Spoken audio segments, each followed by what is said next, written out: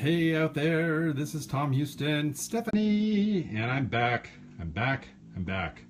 I got a call on my phone while I was scoping, and had to turn off Periscope. But so as you can see, I've gotten a little ways on this, and I'm just gonna keep. No, you're not bad. It's I should have yelled at Olivia and had her take a message, or turned my phone off or something. But Rexil Monster is in the house. Hey, glad you're in here. Let me know what your name is. I always like to acknowledge people by their real name when they pop in. I appreciate it. And as you can see, what I'm doing here is I'm gilding the bevel of this mat on top of the red base coat. I'm going to go all around here. I was just getting ready to cut some more strips of the gold.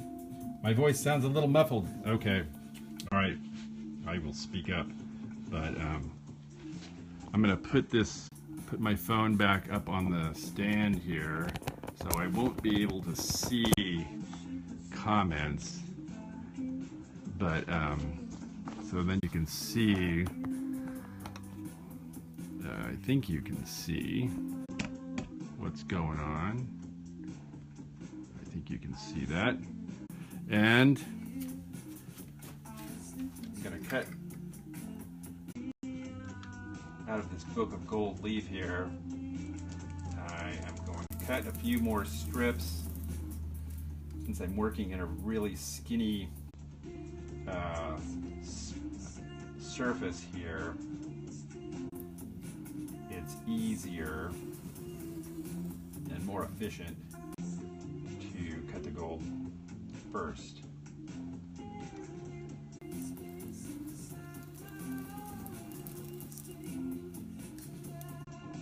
And the gold has tissue paper on top of it to protect it. It comes in a book of 25 leaves of gold. This is imitation gold, by the way. I do use genuine gold, and the process for using it is very different than imitation gold. And that would be the subject for another scope for sure. But let's see here. So now, getting back.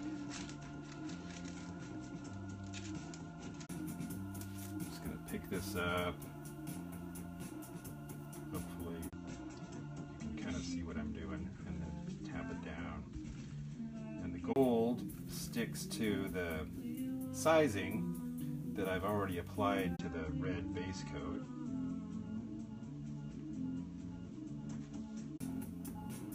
It also sticks to my fingers because it's really warm out here today.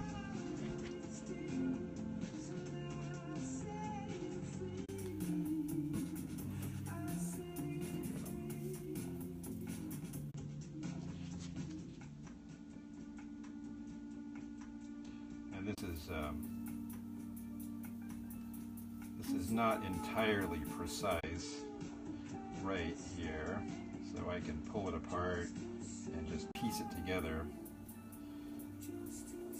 And as I mentioned in my first part of this scope, this is the inner mat of a double mat, and all that's going to show of the gold is the bevel, not the top part. But I wanted to cover a little bit of the top of the gold just to make sure that it's all good. And the top mat is actually quite beautiful. It's covered with it's going to be covered with an off-white silk, which once we put these together, it's going to be really beautiful.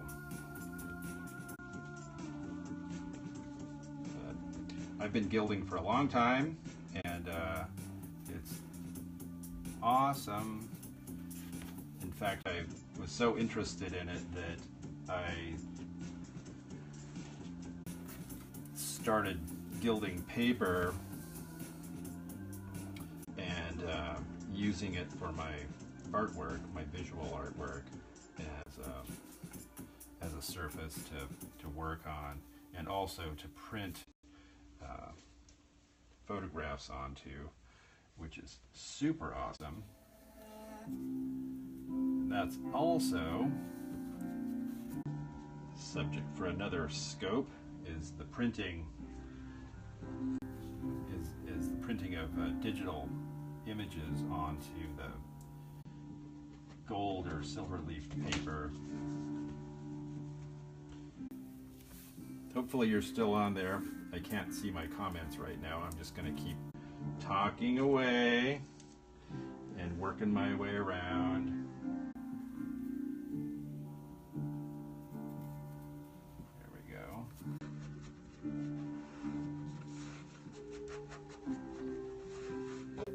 So once I'm done with this, I'm going to rub it with a soft cloth or a soft brush, and that will meld all these little bits together where I've kind of pieced it together.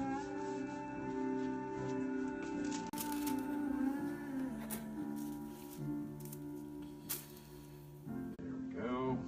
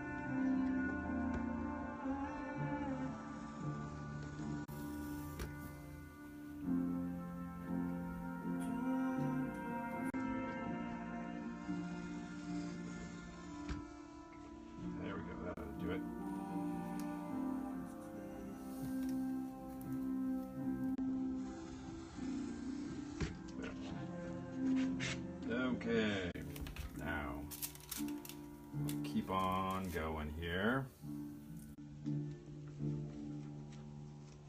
Hang on one second, I just had an idea. Turn this around, might be easier to see. Go. And as I mentioned earlier, if this was genuine gold, it'd be like 23 karat gold leaf. You wouldn't be able to pick it up with your fingers at all. It would absorb. It's so thin.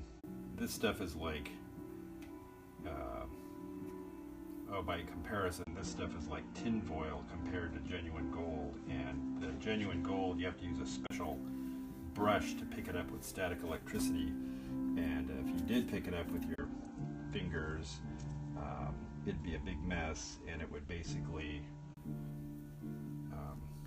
dissolve right into your skin, and which is why it's such a magical, awesome material to work with. I'm just going over some little places that I missed, or that might have like a little crack. You can just piece it in. So, but for imitation gold, you can use your bare hands and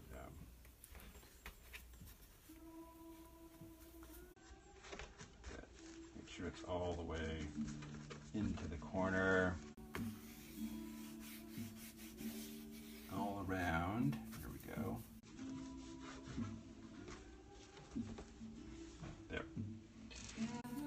There we go. Now, I'm just going to put this aside.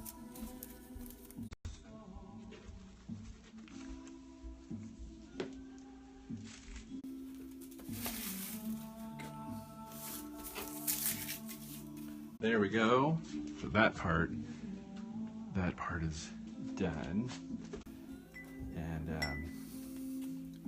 okay. So, hang on. So you're still there? You're still there? Give me a comment if you're still there. Stephanie, is that you? I think is it Stephanie? Now you can see what I'm doing here. So yeah, you can see how, there we go. That's pretty focused in. So yeah, what I'm going to do now, put you back.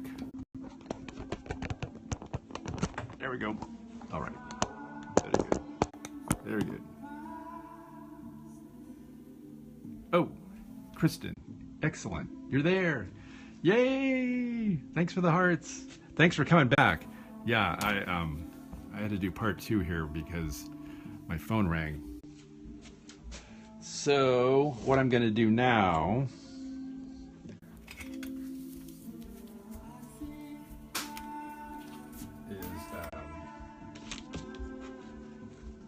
go over this with a brush and brush all of it off that's not stuck down.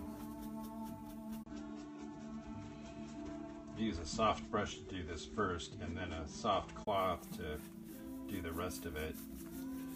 And this kind of makes sure that it's really attached.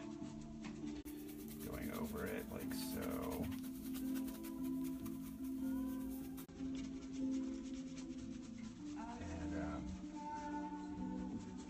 Appreciate your hanging in here with me.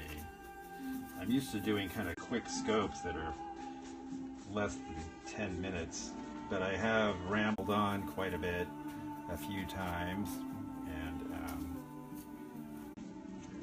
place right there. There we go.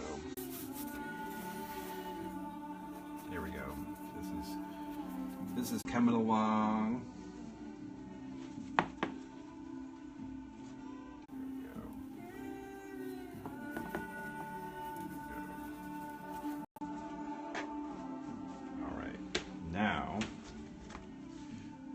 To get a soft cloth.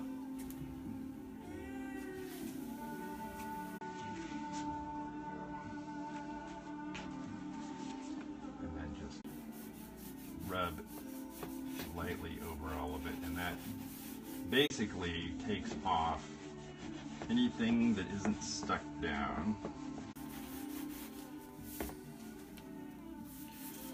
You definitely end up with a lot of gold leaf on your floor or your table doing this,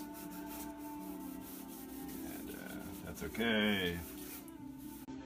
Some gilders, and I've done this too, if you're using genuine gold and you end up with a bunch of it on your table, then you can just kind of scoop it up and put it in a jar and save it for little odd jobs where you just need a tiny bit.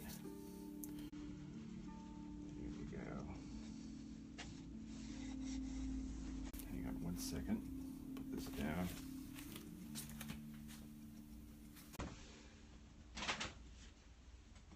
I'm still here. I'm coming back. Here we go. Rub this down. There we go. And as I said, the red is the traditional base coat for gold leaf, especially genuine gold leaf. If you go into a museum and you start looking at frames, which I've been doing that for a long time, you can get a whole education by doing that, looking at the gold, looking at how it's put on, depending on how old the frames are and where they come from. They'll have a different look. Frames from France look very different than frames from Spain because of the type of gold they use and the type of the earth color. The gold leaf, the base coat for frames that you'll see in museums, it's a earth-based clay, and it looks different depending on what region in the world it comes from. For example, French gold tends to be lighter, and Spanish, the earth in Spain and their gold leafing tends to be much deeper red. So just for your info, I'm just going to go around on this a little bit, tidy it up, and then hang on, I'm just going to clear the table here, and then I'll show you something, how this is going to look.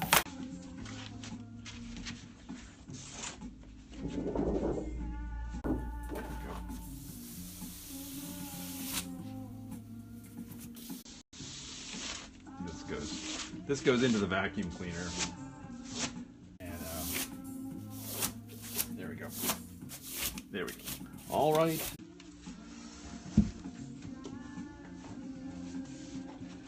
This is basically done. I might rub on this a little bit more, and then I'll show it to you up close here.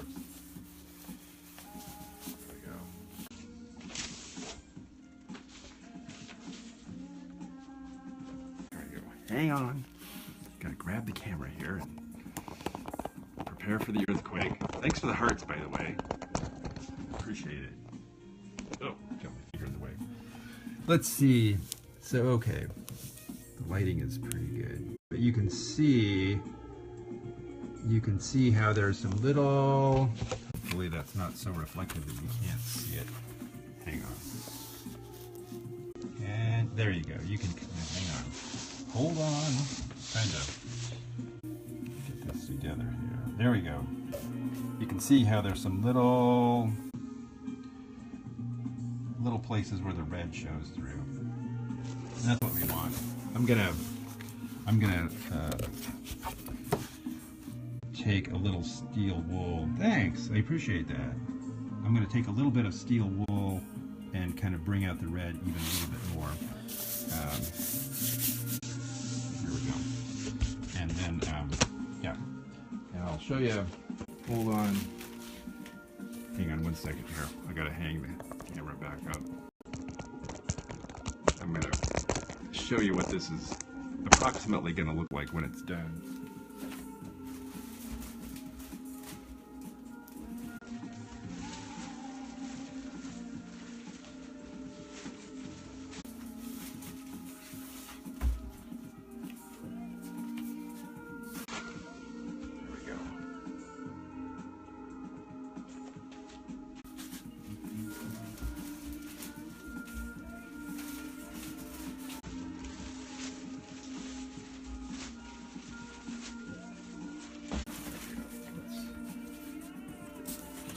There we go. Now that's better.